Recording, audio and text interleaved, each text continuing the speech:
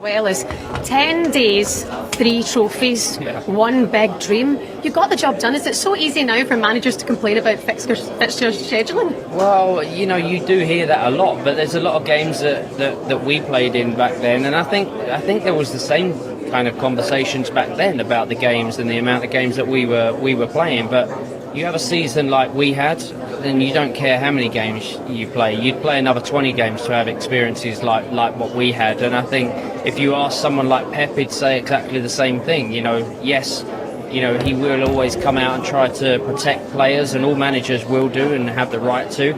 But I think if you was to ask Pep about, his season last year, he'd say exactly the same thing. I don't care how many games we played, what we achieved was incredible, and obviously we were able to do the same thing. So, we'd have gladly taken 20 more games that season. That's the spirit. Listen, Sir Alex Ferguson, the insight from him is incredible in this, how he pushed you guys and motivated you to win every game you could. Big ones coming up for Manchester United. How important is it now, when times are tough, for Erik Ten Hag to motivate that dressing room and be listened to by his players? Well, in all honesty, you'd hope that the manager doesn't have to do much. I think that's the whole point of being a Manchester United player and playing in these big games. You should be motivated. When you're a professional footballer and you're doing the job that you love and you're at the club that you love, when you're playing in any game, whether it's a regular season game or whether it's an FA Cup final against your rivals, then that should be enough motivation. And if it's not, then you're in the wrong team and you're playing the wrong sport. So I think at the end of the day, we went into every game, whether it was a Youth Cup game, a friendly game, off-season, or a European Cup final, with the same mentality and the same drive. And that's what you'd hope that any team and any player for Manchester United go into an FA Cup final against Manchester City with enough motivation that the manager shouldn't have to say much.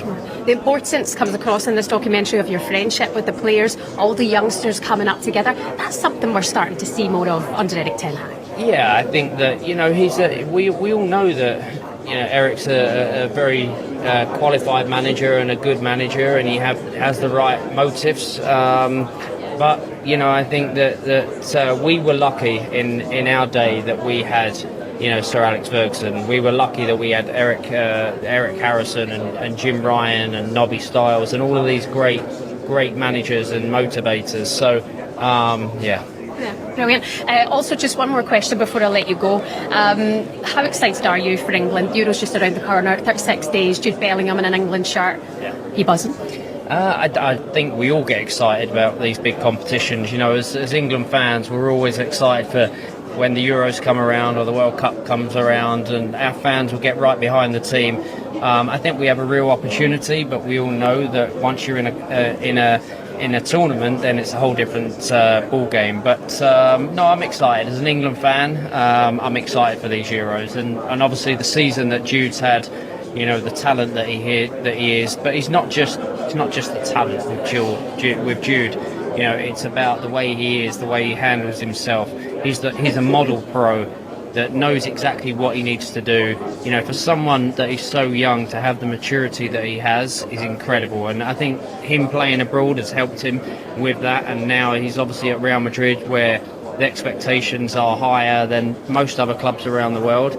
And he's living up to those, so it's great to see his smile. It's great to see, the talent that he is, and when he gets in that England shirt, we'll all be very happy as well. Most importantly, before I let you go and watch this documentary, Andy Goldstein and your former teammate Darren Bent listening back in the studio. Do you get a chance to listen to them often? Do you know what? When I'm driving back on a long drive, I always listen to the boys, and they're entertaining. My mum's obviously a big fan. Your mum and Andy are friends. Weird. I know it is. Well, it's a little bit weird, but I don't mind. I love Andy, so and Darren's a great lad as well. So I'm always listening. So tell them to please be nice, or they'll hear this now. But I'm always listening. I'm always a fan of the show, and yeah. Andy's saying he's got better hair than you. What do you say to that? Maybe he has. What do you think? I'm going to say you because you're right in front of me. Thank you very much. David, thank you. Enjoy the premiere. You're welcome. God bless you. Thank you. Great to talk to you. Bye-bye. I think